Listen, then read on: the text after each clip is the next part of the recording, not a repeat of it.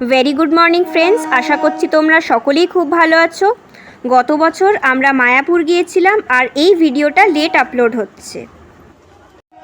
এটা আমার মাসির মেয়ে মৈত্রী, এটা ছায়া মাসি, এদিকে আমার মা আর এদিকে আমার মাসি। উল্টোডাঙ্গা স্টেশন থেকে জানলার বাইরে প্রাকৃতিক দৃশ্য দেখতে দেখতে চলে এলাম কৃষ্ণনগর স্টেশন।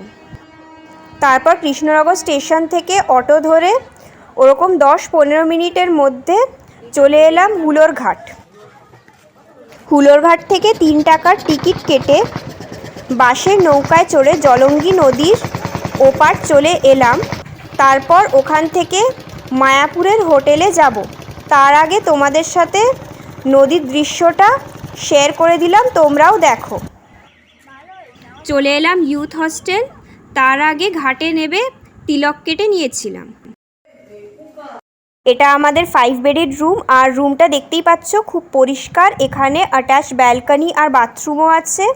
এটা হচ্ছে অ্যাটাচ বাথরুম আর পাশেরটা হচ্ছে অ্যাটাচ ব্যালকনি।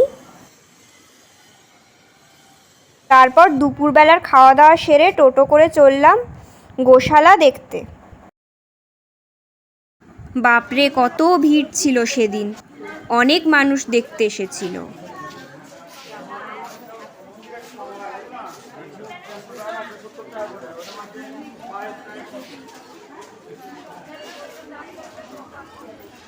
সেদিন এত গরম ছিল, তাই ঠিক করলাম হোটেলে ঢুকে রেস্ট করে বিকেলবেলায় একেবারে সন্ধ্যা আরতি দেখতে যাব। ঢুকে দেখলাম মন্দিরের বাইরেটা লাইটিং দিয়ে কি সুন্দর সাজিয়েছে, জাস্ট ওয়াও। তারপর চলে গেলাম সন্ধ্যা আরতি দেখতে। সে আর বলতে, রাধাকৃষ্ণকে দেখে মন একেবারে জুড়িয়ে গেল। জয় রাধাকৃষ্ণ।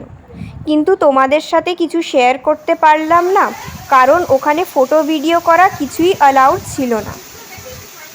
মন্দির থেকে বেরিয়ে চললাম হোটেলের পথে। তারপর খেয়ে নিলাম ফুচকা। Friends, that's it for today. Till then take care, good night, tata.